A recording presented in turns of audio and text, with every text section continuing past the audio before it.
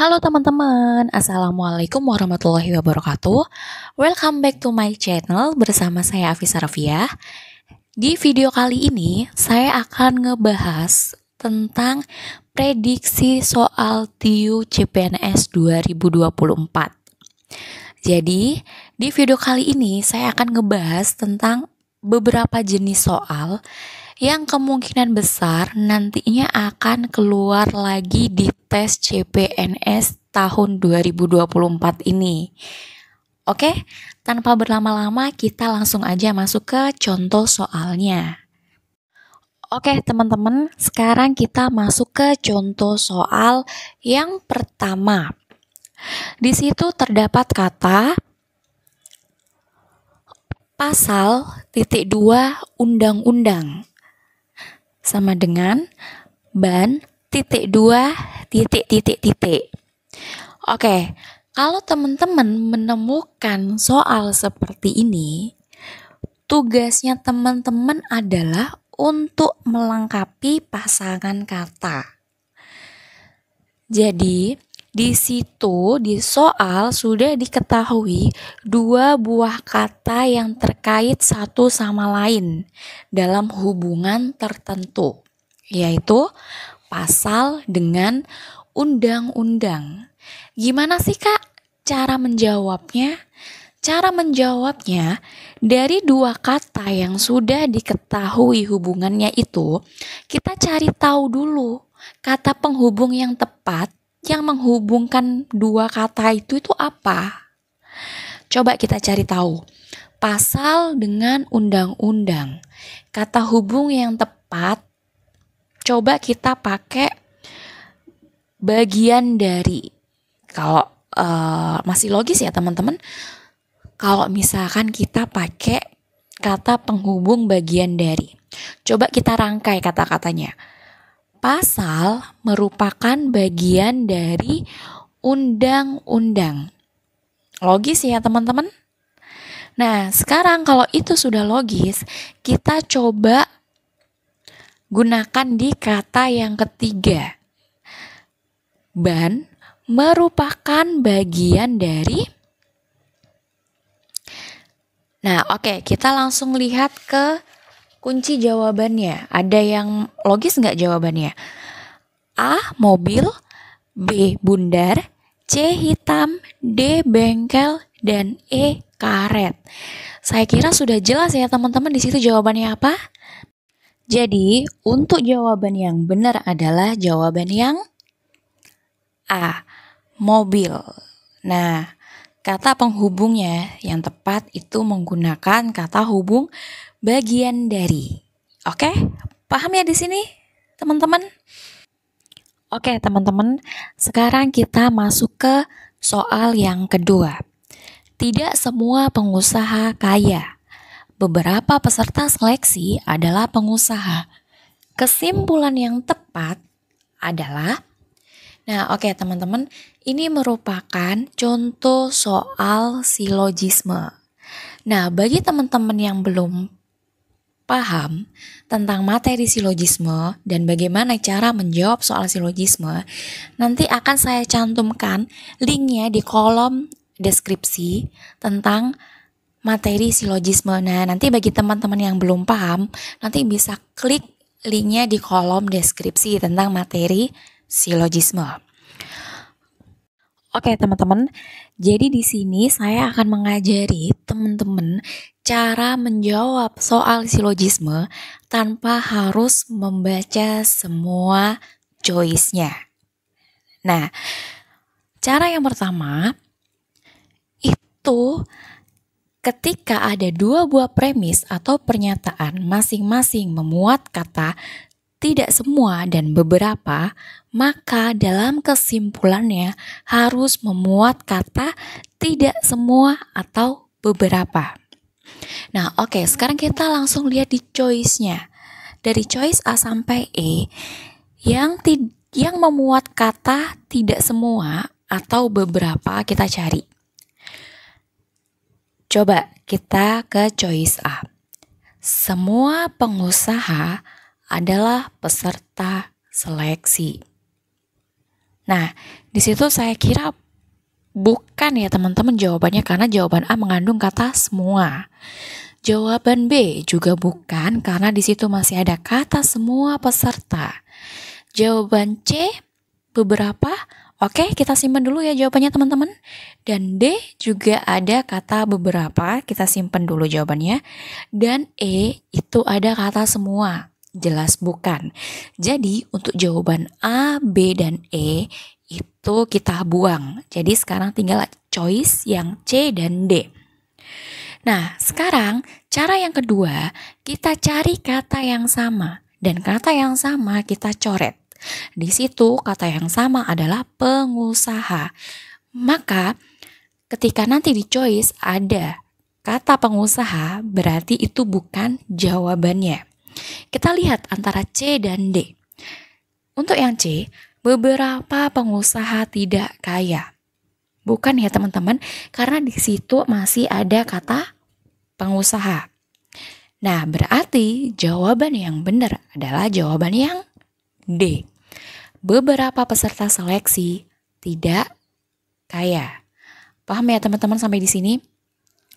Jadi, teman-teman yang belum paham tentang materi silogisme, nanti teman-teman bisa klik linknya di kolom deskripsi. Nah, nanti akan saya cantumkan di kolom deskripsi. Oke teman-teman, sekarang kita masuk ke soal yang ketiga. Toko bunga yang dikunjungi 5 orang sahabat menawarkan 4 jenis bunga, yaitu mawar, melati, dahlia, dan krisan. Ani akhirnya membeli mawar dan dahlia.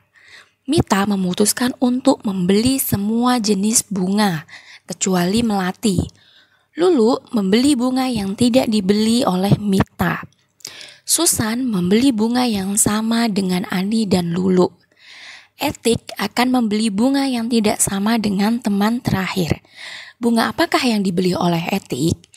Oke teman-teman, ini merupakan soal penalaran analitis. Nah, kalau teman-teman menemukan soal seperti ini, teman-teman harus bikin tabel biar lebih gampang. Paham ya teman-teman sampai di sini? Oke teman-teman, sekarang kita coba buat tabel. Nah, di atas itu ada jenis-jenis bunga, dan kolom di samping sebelah kiri itu adalah nama 5 orang itu. Nah, kita lihat ke keterangan soalnya. Toko bunga yang dikunjungi 5 orang sahabat menawarkan 4 jenis bunga, yaitu mawar, melati, dahlia, dan krisan. Ani akhirnya membeli mawar dan dahlia. Nah, langsung kita checklist ya teman-teman. Kita cari nama Ani. Ani membeli mawar dan dahlia. Kemudian Mita memutuskan untuk membeli semua jenis bunga kecuali melati. Oke, kita cari Mita. Berarti yang dibeli Mita adalah mawar, dahlia, dan krisan. Karena melati tidak dibeli ya teman-teman. Lulu membeli bunga yang tidak dibeli oleh Mita. Yang tidak dibeli oleh Mita adalah melati. Maka kita checklist untuk melati. Susan membeli bunga yang sama dengan Ani dan Lulu. Oke, kita cari Ani dan Lulu. Ani dan Lulu itu membeli mawar. Kita checklist mawar, kemudian melati, dan dahlia. Etik akan membeli bunga yang tidak sama dengan teman terakhir. Oke, teman terakhir itu adalah Susan ya teman-teman, tadi yang terakhir. Nah, yang tidak dibeli oleh Susan itu bunga apa?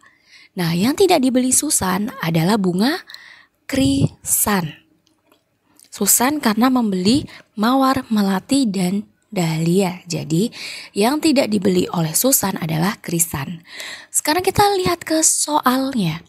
Bunga apakah yang dibeli oleh Etik? Nah, oke. Kita lihat di choice-nya. A. Mawar dan melati.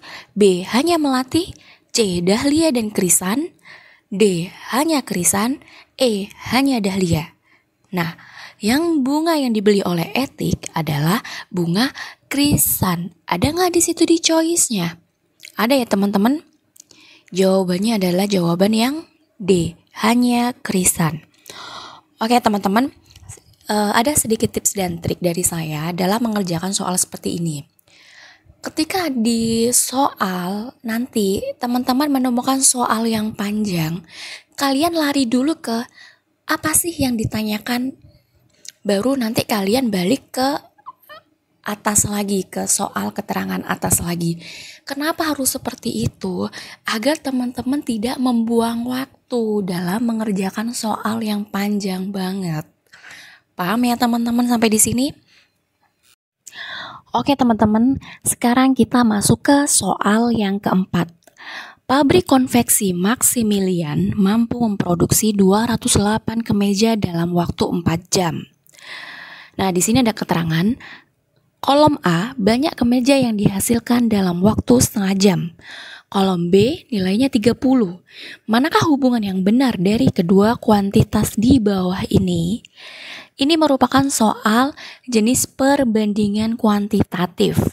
Nah, nanti bagi teman-teman yang belum paham tentang materi perbandingan kuantitatif, nanti akan saya cantumkan di kolom deskripsi link materi perbandingan kuantitatif. Jadi teman-teman nanti bisa belajar tentang perbandingan kuantitatif.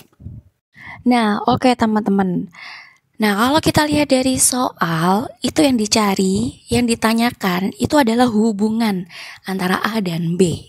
Sementara kalau kita lihat dalam tabel, untuk A itu belum diketahui ya teman-teman nilainya. Yang hanya diketahui adalah nilainya B, yaitu 30. Yang di A itu ditanyakan banyak kemeja yang dihasilkan dalam waktu setengah jam.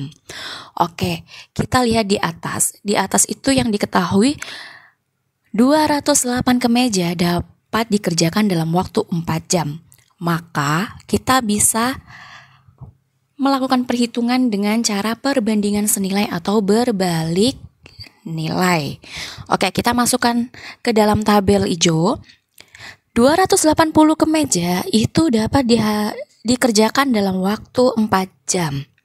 Di situ kita isi kemejanya 280, waktunya 4 jam. Sementara yang ditanyakan pada kolom A, banyaknya kemeja yang dihasilkan dalam waktu setengah jam.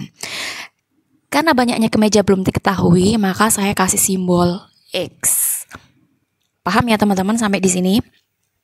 Oke teman-teman, sekarang kita lihat di tabel hijau atau di soal, itu merupakan masuk dalam kategori perbandingan senilai atau berbalik nilai. Jelas perbandingan senilai ya teman-teman.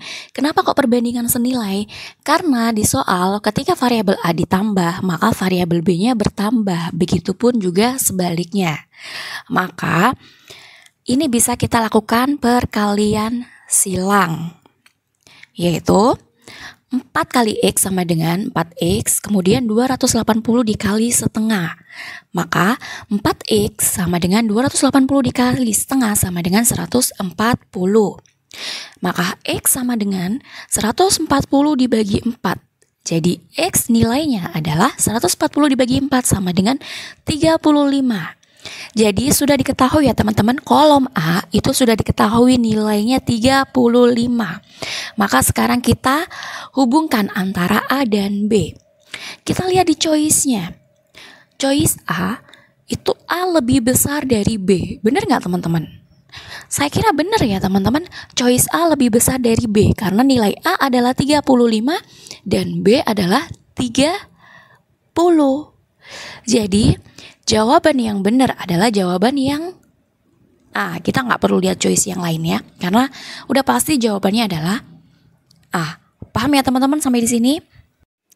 Oke teman-teman, sekian video dari saya kali ini. Semoga bermanfaat buat teman-teman. Sampai jumpa di video selanjutnya. Bye-bye. Assalamualaikum warahmatullahi wabarakatuh.